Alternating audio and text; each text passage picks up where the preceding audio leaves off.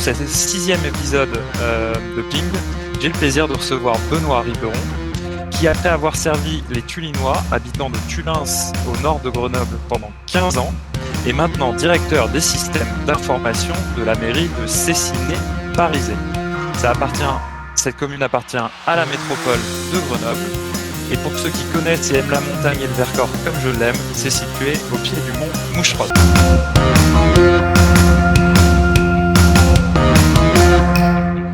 Première question pour toi, Benoît. Comment ça va? Bonjour Kylian, merci de m'accueillir aujourd'hui pour ce podcast. Ça va très bien. Je suis content de pouvoir partager ce petit moment et de discuter IT pour échanger un petit peu sur ce sujet qui est pour nous très prégnant au sein des collectivités territoriales, au même titre que dans les entreprises. Voilà. Super. Est-ce que tu peux commencer par nous faire la petite carte d'identité de Cessiné-Parizet, s'il te plaît? Le nombre d'habitants, la taille de l'équipe municipale, la couleur de la mairie, toutes ces petites infos qu'on a envie de connaître pour le contexte. Alors, donc la commune de Cessiné-Parizet, c'est une ville d'environ 12 000 habitants qui se situe effectivement de l'autre côté du pont de Catane, quand on enjambe le Drac en traversant de Grenoble. Donc, elle est limitrophe avec la ville-centre, Grenoble. Comme tu l'as si bien dit, au pied du Vercors, face aux Moucherottes. L'équipe municipale a été renouvelée suite aux élections dernières, là, au mois de mars. Pardon. Et je reprends. L'équipe municipale a été renouvelée suite aux dernières élections au mois de mars. Donc, le maire Guillaume Lissy a été élu. C'est donc un nouveau maire. Plutôt effectivement un maire de PS avec une équipe complètement nouvelle. Voilà. Ok. Quelle est la taille de l'équipe municipale? C'est-à-dire au sens là des collaborateurs de la mairie, en fait. Alors, une ville de 12 000 habitants, il y a 28 conseillers municipaux. Pardon, j'ai dit une bêtise. En fait, il y en a 28 majoritaires. Je reprends. Une ville de 12 000 habitants, vous avez 35 conseillers municipaux. Le conseil municipal est composé de 35 personnes. Et ensuite, au niveau donc fonctionnel, les services municipaux sont représentés par environ 250 salariés. Ok. Équivalent temps plein. Voilà. Parfait. 250 salariés. Donc toi, tu as la direction de la DSI, donc direction des systèmes d'information. Peux-tu nous faire un peu la carte d'identité de ta carte d'identité personnelle? Donne-moi ton âge, dis-moi depuis combien de temps en fait tu exerces ce poste et combien de personnes t'attendent dans ton équipe actuellement. Alors, pour ma part, donc moi j'ai 46 ans. Donc, je suis DSI depuis 2000. Donc, ça commence à faire 20 ans. Donc, effectivement, comme tu l'as indiqué, j'ai toujours travaillé dans les collectivités territoriales. J'ai travaillé pour la commune de Tulins, où j'ai eu la chance de connaître le b.a.-ba, enfin en tout cas les débuts de l'informatique en réseau au sein d'une administration territoriale. Donc j'ai pu faire mes armes en fait en partant de zéro et en constituant complètement le système d'information. Voilà. J'ai rejoint Cessiné-Parizet il y a maintenant 5 ans. Pour des raisons personnelles, parce que je voulais me rapprocher de l'agglomération et puis par rapport à mes enfants. Voilà. Je suis désolé, je n'ai pas suivi, j'ai été déconnecté. Ouais, je t'ai perdu. On reprend ? Ouais, s'il te plaît, du coup. Alors, avec la question. Question du coup, maintenant qu'on a fait la carte d'identité de Cessiné, est-ce que je peux avoir la tienne et celle de ton poste et de ta carrière en tant que directeur des systèmes d'information? Bien sûr. Donc, comme tu l'as si bien dit en introduction, donc j'ai travaillé pendant de nombreuses années à Tulins, une quinzaine d'années. J'ai commencé en tant que responsable informatique, c'était en 2000. Avec effectivement une chance particulière, c'est-à-dire que j'ai construit tout le système d'information. À l'époque, il n'y avait pas encore effectivement le même niveau d'intégration. Donc, j'ai constitué la totalité du système d'information et je l'ai vu évoluer avec les technologies qui ont évolué avec le temps. Ça fait 5 ans que j'ai rejoint la ville de Stécinay-Parisèvre. Donc, pour des raisons personnelles, j'ai souhaité me rapprocher de l'agglomération. Voilà. Et quand j'ai été recruté il y a 5 ans, effectivement, j'ai intégré une équipe de 6 personnes. Donc, j'ai avec moi 5 autres personnes. Le service est composé de 3 techniciens, un assistant, un alternant, pardon, et puis moi-même. Voilà. Entendu, super. En un mot, quel est le rôle, quel est ton rôle en fait dans cette organisation? Alors, j'ai pour habitude de dire que nous, je vais parler plus largement du service, puis après je parlerai de mon rôle. J'ai pour habitude de dire que nous, on est une espèce de start-up, entre guillemets, en tout cas une société de service avec en face de nous une trentaine de PME qui ont des besoins différents. Parce qu'une collectivité, c'est 30 métiers à peu près. 30 métiers, ça va effectivement de l'accueil avec de l'état civil, des problématiques liées aussi au logement, des problématiques liées enfin, pas que des problématiques d'ailleurs, des besoins pour les usagers en termes d'urbanisme, pour déposer des permis de construire, des services supports. On a aussi de la petite enfance, de l'enfance, de la vie scolaire, de l'action sociale. Enfin voilà. Donc tous ces métiers-là, en fait, c'est un petit peu des PME qui ont des fonctionnements qui sont indépendants les uns des autres. Et nous, on se positionne en fait un petit peu comme une SS2I qui vient leur fournir de la solution IT. Voilà. Ok. Donc société de service positionnée pour servir une trentaine de clients. Super. Du coup, quel est dans ce contexte-là, c'est quoi la solution informatique qui est absolument incontournable, tu vois, le must-have que toute commune, tu conseillerais à toute commune d'avoir pour réaliser cette mission? Aujourd'hui, c'est difficile parce qu'on a quand même une palette d'outils qui est différente, enfin qui est importante. Donc, en fonction des inspirations du DSI et de l'équipe en place, il va falloir jongler un petit peu. Pour mon cas personnel, aujourd'hui, s'il y a un outil sur lequel on s'appuie, qui est l'outil commun finalement à l'ensemble de ces PME, en tout cas de ces services entre guillemets, je citerai la plateforme Office 365 parce que c'est celle qui nous permet justement de fédérer un petit peu un certain nombre de fonctionnalités pour répondre aux besoins du plus grand nombre. Mais comme je le disais, la complexité du métier aujourd'hui dans une collectivité territoriale, c'est cette diversité, c'est la difficulté à pouvoir construire un modèle qui je qualifierais d'unique, qui est peut-être plus simple dans l'industrie, par exemple, où on a un métier avec une production, un produit.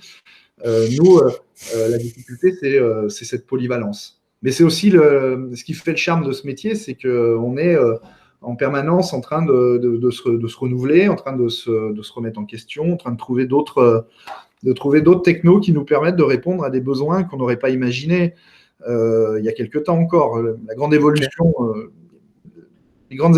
de notre métier, c'est aussi ça, c'est de s'adapter. Ok, du coup, très forte polyvalence de ton métier dû à ce contact avec beaucoup de services différents.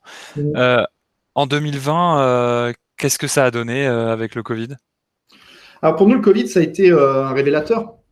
Dans les collectivités territoriales, on n'était pas du tout en phase avec le télétravail. D'accord. Quelque chose qui était pas officiellement, en tout cas, mis en œuvre. Même si vous avez la plupart des chefs de service qui font du télétravail, en tout cas ceux qui ont des outils font déjà du télétravail, du shadow télétravail entre guillemets, c'est-à-dire un télétravail mais qui n'est pas constitué officiellement. Le Covid a amené justement une obligation de transformer notre façon de travailler on a basculé du jour au lendemain en fait dans un monde, dans un mode télétravail. Alors, ce que je disais tout à l'heure par rapport à l'outil, c'est effectivement nous ce qui nous a beaucoup aidé, c'est d'avoir justement déjà fédéré les outils Office 365 et les outils collaboratifs et de communication via Teams par exemple nous ont permis d'être opérationnels très très rapidement. Il a fallu trouver des solutions techniques, matérielles plutôt pour pouvoir pallier en fait à la mise en œuvre du télétravail en urgence, dans un contexte contraint sanitaire fort. Mais on a réussi ce pari-là parce que justement on avait un petit peu anticipé par rapport à ça en termes de sécurité au niveau des VPN et puis après en termes d'utilisation des outils. Donc effectivement après notre rôle ça a été d'accompagner les utilisateurs pour se former rapidement en fait à l'usage de ces outils-là. Mais ça s'est très très bien passé en réalité. Donc nous le Covid nous a permis de voir qu'en fait au sein d'une collectivité territoriale, le télétravail pouvait fonctionner alors que ce n'était pas du tout dans notre culture, bien au contraire. Ok. Quel est le souvenir le plus difficile de cette période et du confinement? Alors, c'est pas tant le confinement qui est difficile, ça a plutôt été le déconfinement. Parce que le déconfinement, on est rentré dans une phase, en fait, où on était un petit peu sans filet. Et surtout dans une position où on n'avait absolument aucun recul sur la situation et on ne pouvait absolument pas anticiper ce qui allait se passer. Ce qu'il faut comprendre, c'est qu'on a un grand nombre de services qui sont ouverts directement au public. On a de la distribution alimentaire, par exemple, où effectivement, et puis ce sont des services pour certains qui relèvent de l'urgence. La petite enfance, la vie scolaire, l'action sociale, la distribution alimentaire, l'état civil. On ne peut pas se permettre de fermer la boutique en disant non, on n'accueille pas.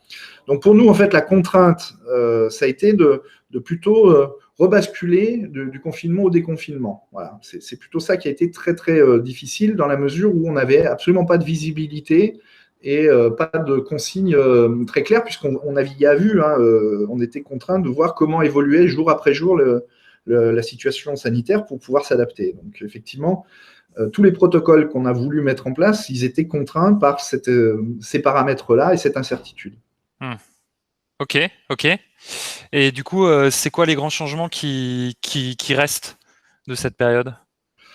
Alors, on est encore dans une période, en fait, aujourd'hui, où on est encore dans une période d'incertitude. On ne retrouvera pas la situation, en tout cas tant qu'on n'aura pas trouvé un moyen de se débarrasser du virus, on n'aura pas de moyen. Aujourd'hui, on n'aura pas de retour à la normale, entre guillemets.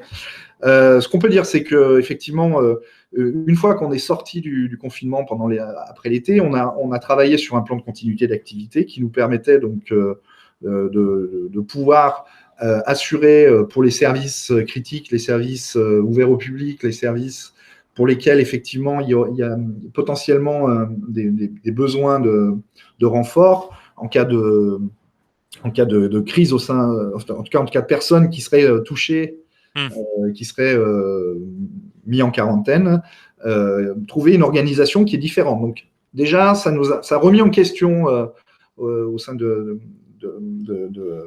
l'ensemble des services, ça a remis en question l'organisation. Et puis on est maintenant, donc effectivement, là, le deuxième point, c'est que le télétravail, on va l'instaurer. On va l'instaurer sur la base d'un conventionnement avec les salariés, donc ce sera validé par le CT, le CHSCT, pour que les choses soient cadrées pour différentes raisons. La première, elle est évidemment plutôt liée au développement durable. C'est un argument de se dire qu'on réduit les émissions de gaz à effet de serre dans la mesure où on réduit le nombre de personnes qui se déplacent. La deuxième, elle est aussi liée à la crise sanitaire. C'est qu'on se dit que en fait, il faut qu'on soit un petit peu moins de monde dans les bureaux, tout simplement. Donc, il faut organiser une rotation au sein des équipes pour que les gens, rotation physique, je parle, pour que les gens puissent travailler dans les meilleures conditions tant qu'on n'a pas trouvé un traitement.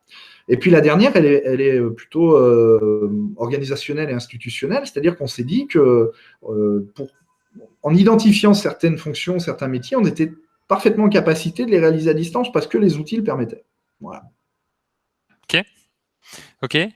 Bon, bah top. Introduction du télétravail pour les 250 collaborateurs de la mairie de Cessiné. Super. Ouais. Depuis tes débuts. Évidemment, on n'a pas 250 collaborateurs en télétravail parce qu'il y a des métiers qui sont. Tiens. Je vais prendre l'exemple des services techniques, en tout cas des gens qui sont sur le terrain. Non, effectivement, tout le monde n'a pas pu basculer, mais on a basculé à peu près 120 personnes en télétravail. D'accord, ouais. Oui, c'est la moitié. Hein. C'est pas Voilà. mal. Ok. Je bascule sur des questions plus larges autour de ta vision sur les SI et sur les technologies. Quelle est, depuis tes débuts, tu vois, la plus grande révolution informatique auquel que tu as vu autour de toi? De mon point de vue, ce qui a le plus gros accélérateur IT, ça a été les réseaux, la mise en œuvre de réseaux en fibre optique, enfin en tout cas de réseaux très haut débit. Parce que là, on a vu vraiment à ce moment-là l'ouverture du champ des possibles, justement. Pour moi, selon moi, hein, ça a été le moment charnière. Alors, au début, c'était effectivement le début d'Internet. Hein, donc, le début d'Internet, autour de l'an 2000, a permis d'entrer dans une nouvelle façon de communiquer, une nouvelle façon d'accéder à l'information. Mais on était contraint par la vitesse. Ouais, On sentait très bien. vraiment qu'à cette époque-là, en fait, on ne pouvait pas aller au-delà on ne pouvait pas aller au-delà d'un certain niveau de service, en tout cas d'une qualité de service. Et en fait, je pense sincèrement qu'au moment où on a ouvert justement les réseaux à très haut débit, on s'est aperçu qu'on pouvait, Mm. on accédait à un monde nouveau. Très bien. La DSL et la fibre pour un monde nouveau Oui. pour l'utilisation d'Internet. Et à contrario, quelle était ta plus grande déception? Peut-être l'innovation sur laquelle tu portais le plus d'espoir et qui t'a déçu, alors, soit dans ta pratique au quotidien, soit dans ce que tu as vu autour de toi. Alors, je dirais pas une déception, je dirais plutôt quelque chose sur lequel j'avais des interrogations. Ça a été plutôt sur la dématérialisation. C'est-à-dire que j'ai souvenir qu'on nous a dit, on nous a vendu, en particulier les marchands de photocopieurs, nous ont dit, vous verrez, on passera au zéro papier, Mm. euh, on aura dans les prochaines années, à l'échéance 2020-2030, réussi le pari de dématérialiser la totalité des flux, la totalité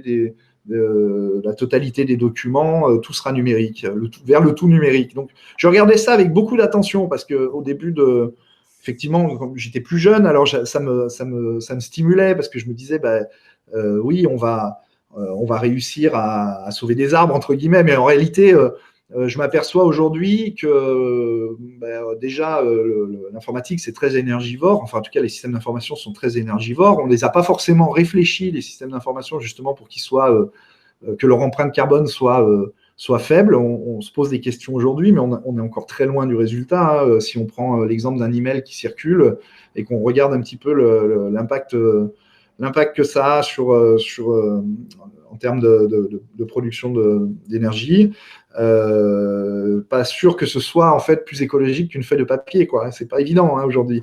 Donc en fait, ce que je dirais, mon point d'attention, c'était ça. C'était, on nous a vendu du zéro papier, on a essayé d'aller vers ça, mais en réalité, non. Hein, les volumétries d'impression, ils n'ont pas forcément tant diminué que ça. Hein. On a juste augmenté le nombre de. Par contre, on a augmenté le nombre d'usages du numérique dans l'ensemble des strates de l'entreprise, ça, c'est sûr. Ok, ok. C'est, parlons du coup un peu data. On dit que la donnée est le fuel du 21e siècle. Donne-nous un exemple d'un projet, d'une grande réussite avec tes équipes sur ce sujet. Alors, je peux en citer plusieurs. Je vais attacher de l'importance à un de ceux-là. Nous, on est dans un environnement entre guillemets hybride, hein, c'est-à-dire qu'on a du cloud, on a du SaaS, on a du IaaS, on fait du on-premise, on fait un peu de tout. En fonction c'est un peu par opportunité lié aux différents métiers dont je te parlais tout à l'heure. Hein, Ouais. c'est aussi, même si on suit une logique en termes de SI, après derrière, selon les besoins des personnes qu'on a en face de nous, on va adapter nos solutions. Je parlerai de SharePoint quand ça fait maintenant 2 ans et demi qu'on est en train de migrer en fait l'ensemble de nos documents et de notre système d'information, enfin en tout cas de la documentation et du système de fichiers dans SharePoint, et c'est plutôt une réussite ça. Voilà, sur la data, effectivement, l'hyperconvergence aussi nous a permis de sécuriser en tout cas notre système d'information, notre infrastructure. Toutes les solutions d'hyperconvergence, plus la virtualisation, oui, effectivement, ces éléments-là sont quand même des éléments qui ont fiabilisé le système d'information. Ok. Et intéressons-nous maintenant à comment tu interagis avec les équipes municipales, notamment. Enfin, comment ça se prend une décision IT dans un contexte d'une commune de 13 000 habitants? Alors, on a comme une entreprise, hein, on a un budget d'investissement, un budget de fonctionnement, hein, c'est le même principe. Donc, effectivement, pour ce qui concerne les investissements, nous, équipe des systèmes d'information, on va être force de proposition, hein. Moi, je vais anticiper un petit peu sur les besoins et les évolutions technologiques et techniques. Maintenant, les membres du conseil municipal, eux, ils ont une vision à l'échelle du territoire, à l'échelle de la ville, avec des besoins, des envies, donc, enfin, en tout cas, des envies pour leur territoire. On peut parler de développement de la vidéoprotection, on peut parler effectivement, la mise en place là, j'aurais sur des projets très concrets volontairement, hein, pour donner un petit peu Bien sûr. de forme, en tout cas, à un contexte. Si vous voulez mettre en place de l'affichage dynamique, si vous voulez fédérer un guichet unique avec la possibilité aux usagers de faire une demande d'incident, voilà, tous ces exemples-là, nous, on va aller chercher des solutions qui permettent de répondre à ça. Donc, on travaille en fait avec les différents comités de pilotage par projet, on travaille en mode projet. Et puis après, eh bien, on anticipe, hein, on construit un budget d'investissement avec les moyens. Et dans ces comités-là, dans la décision, tu as des élus à chaque fois ou tu as plutôt les responsables de service? Il y a des T'as les élus. deux.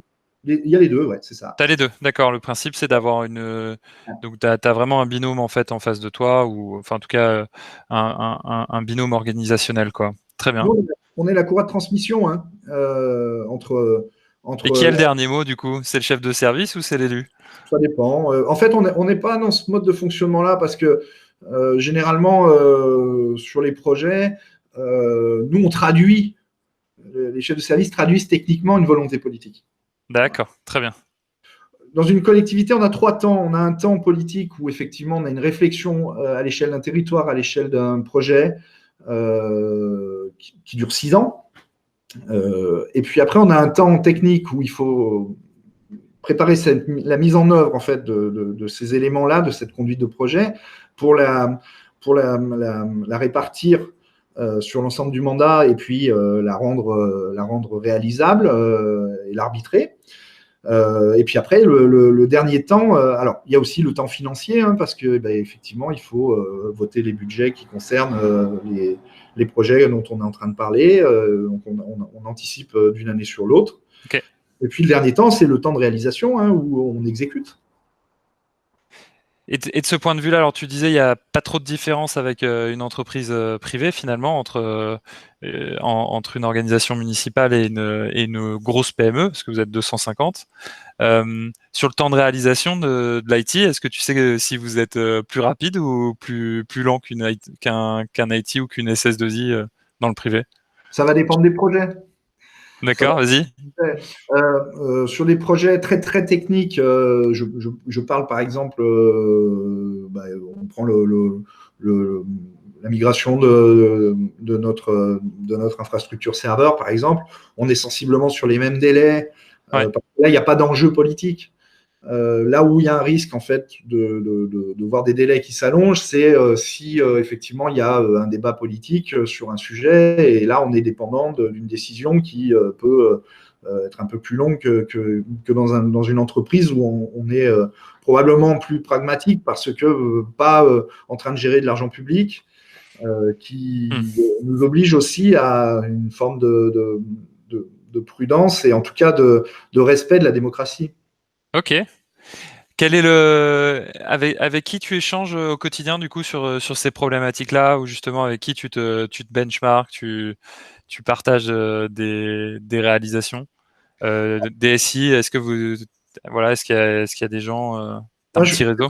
ouais, je fais partie de deux collèges. Le premier, donc, c'est les DSI de l'agglomération, hein, donc tous les DSI des 49 communes. Alors, bon, il n'y a pas des DSI dans 49 communes, mais en tout cas, on se réunit assez régulièrement pour faire le point sur nos projets, pour échanger, pour se benchmarker.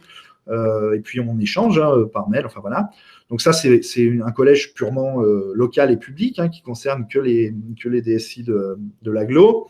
Et par ailleurs, moi, je suis aussi membre de l'ADIRA, hein, qui est une association pour le digital en Rhône-Alpes. Je suis au conseil de gestion et là, on regroupe des entreprises et des collectivités de la région. Il y a plein d'entreprises et des collectivités. Et j'anime le groupe des DSI à Grenoble où on propose des thématiques et puis on discute un petit peu de ces sujets-là. Donc, effectivement, voilà, par quel biais j'arrive à avoir des échanges très réguliers avec les collègues. Pour autant, c'est ce que j'expliquais, hein, c'est que on est sensiblement sur des problématiques. Alors après, les moyens sont peut-être différents, mais on est sur les mêmes problématiques. Quoi. Ok, super. Donc double réseau à la fois des DSI de la métropole grenobloise et de la DIRA, donc réseau plus large sur des DSI du Rhône-Alpes. Voilà. La prochaine personne, le prochain DSI ou responsable data qu'on devrait interviewer, d'après toi? Ce serait intéressant. Alors, si on reste dans le domaine public, ce serait intéressant de s'adresser directement à mes collègues de la métropole, parce que là, on est sur un échelon encore supérieur en termes de taille et en termes comment dire, de volume. Tu le connais? Tu connais, tu sais son nom? Tu Alors, connais son nom? je peux citer deux personnes qui seraient susceptibles d'être intéressées. Donc, Marlène Desbois, qui est DSI de la ville de Grenoble, parce qu'il faut savoir que la DSI de Grenoble, elle est mutualisée entre la ville, le CCAS et la métropole. Ok. Et puis Emmanuel Coup, donc, qui est directeur des moyens d'information et qui pourrait effectivement avoir beaucoup de choses à dire sur le sujet et qui fait aussi partie de la DIRA. Parfait. Marlène et Emmanuel, du coup, Voilà. s'ils nous entendent, on va leur passer le message. On essaiera de les avoir dans un prochain épisode. Écoute, Benoît, merci beaucoup pour le temps passé. C'était extrêmement intéressant de pouvoir faire cette petite comparaison, parallèle en fait entre ce qui peut se passer dans une mairie et ce qui se passe dans une entreprise privée. Est-ce que tu as une dernière chose que tu as envie de nous confier aujourd'hui? J'étais content de passer ce moment. Et puis, souvent, on a justement la chance de pouvoir discuter sur des sujets IT. Et c'est une belle occasion. En tout cas, c'est un joli moment de pouvoir en parler comme ça dans un podcast. Ça m'a bien fait plaisir. Super, merci Benoît, merci encore. À bientôt du coup dans les Alpes et près de Grenoble. On vous- Benoît qui était on avec vous- nous, DSI de la mairie de Cessiné, Parisé. À bientôt. Merci.